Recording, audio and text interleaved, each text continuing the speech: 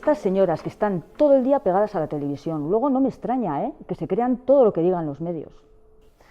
Pues además creo que no hay que creerse demasiado, porque falta rigor.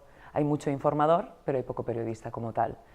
Entonces, además de que considero que las periodistas deberíamos estar formadas, igual que se está formado en economía, en política, deberíamos estar formadas también en derechos humanos, por lo menos unos mínimos, y tener perspectiva de género, porque es la forma además de poder hacer pedagogía de los derechos humanos y extenderlo a toda la sociedad.